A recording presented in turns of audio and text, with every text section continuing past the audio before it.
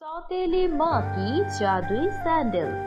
किसी गांव में काजल अपने पिता के साथ रहती थी। काजल की जिंदगी बहुत अच्छे से गुजर रही थी, लेकिन अचानक किसी बीमारी की वजह से काजल की माँ की मृत्यु हो जाती है। काजल की माँ की मृत्यु के बाद से काजल बहुत ही ज्यादा दुखी हो जाती है। काजल का पिता उस गांव की एक बहुत बड़े व्यापारी थे, इसीलिए काजल के पास पैसे की कोई कमी नहीं थी। पैसा होने के बाद भी काजल खुश नहीं रहती थी। ये सब कुछ काजल के पिता देखते हैं। एक दिन वो अपने दुकान में जाकर सोचते हैं, मैं ऐसा क्या करूं कि मेरी काजल बिटिया फिर से पहले जैसी हो जाए। उसके माँ के गुजर जाने के बाद से मैंने कभी भी काजल को पहले जैसा हंसते हुए नहीं देखा। मुझे कुछ न कुछ करना ही पड़ेगा, नहीं तो मेरी बेटी ऐसी उदासी में ही मर जाएगी। उसके लिए मुझे जल्द से जल्द कुछ अच्छा करना पड़ेगा। ऐसे ही काजल के पिता काजल की खुशी के बारे में सोचते हैं। फिर अपने रिश्तेदारों के साथ बात करने के बाद वो सभी काजल के पिता को दूसरी शादी करने के लिए बोलते हैं। काजल के पिता भी काजल के लिए राजी हो जाते हैं। उसके बाद काजल के पिता सुनीता नाम की एक औरत से दूसरी शादी करती है। सुनीता नाम की औरत की पहले से ही 2 लड़की थी। उन दोनों लड़कियों का नाम था बीना और टीना। सुनीता एक बहुत ही अच्छी औरत थी।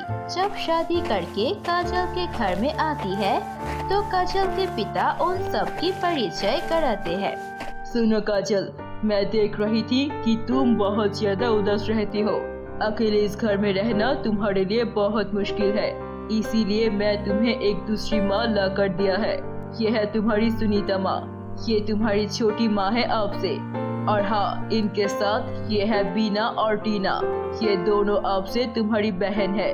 तुम सभी को अब एक साथ मिलकर रहना है।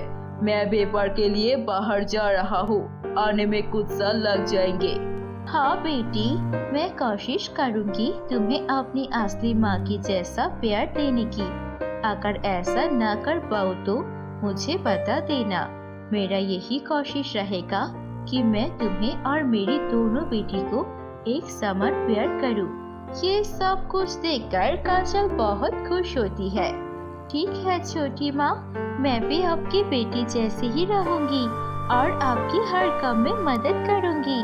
ऐसे ही वो सब खुश थे, लेकिन बीना और टीना को ये बात बिल्कुल पसंद नहीं आती है। बीना और टीना बिल्कुल नहीं चाहते थे कि उसकी माँ किसी और लड़की से उनके जितना प्यार करे, इसीलिए वो कमरे में जाकर एक दूसरे से बात करने लगते हैं। देखा माँ कैसे हम दोनों से भी ज्यादा प्यार करने की बात कर रही थी उस लड़की को। वो लड़की कौन है? कोई भी नहीं, लेकिन हम दोनों तो उनकी सगी बेटी है ना। वो हमारे साथ ऐसा कैसे कर सकती है? मैं ऐसा कभी होने नहीं दूंगी। तुम बस देखते जाओ, ऐसा चक्कर चलाऊंगी कि हमारी माँ उस काजल लड़की को नफरत करेगी और सिर्फ हमें ही प्यार करेगी। ऐसे ही वो दोनों काजल से जलना शुरू करते हैं और हमेशा ऐसा कुछ करता था जिससे काजल को परेशानी होता है। एक दिन काजल बहुत ही अच्छे मन से एक कपड़ा बना रहा था अपनी छोटी माँ के लिए।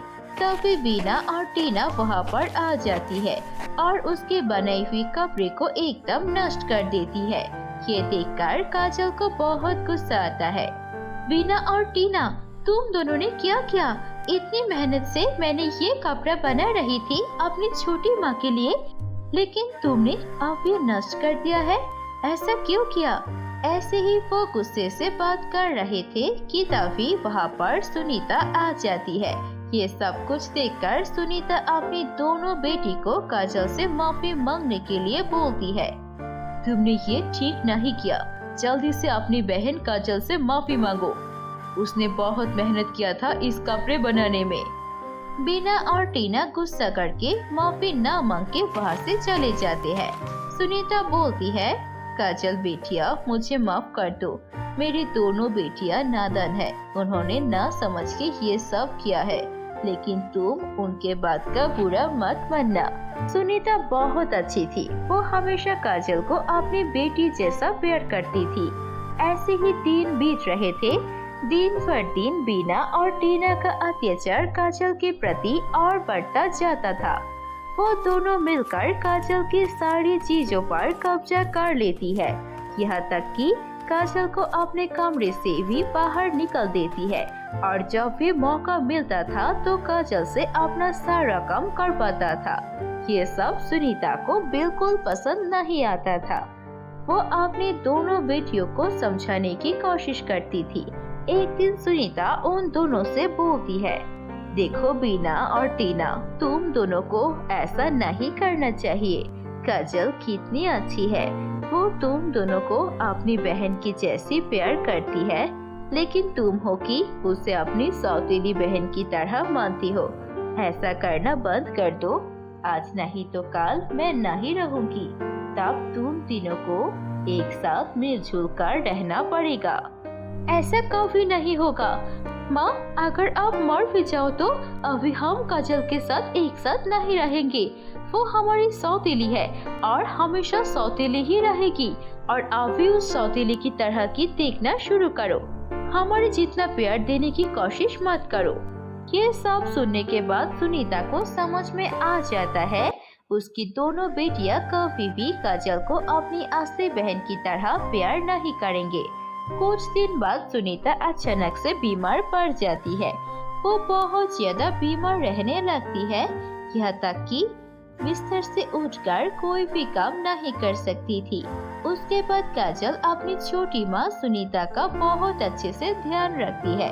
एक दिन सुनीता काजल को बुलाकर बोलती है, सुनो काजल, तुमने जितना मेरे लिए किया उतना तो मेरे दोनों असली बेटी ने भी नहीं किया, इसीलिए मैं तुम्हें कुछ देना चाहती हूँ।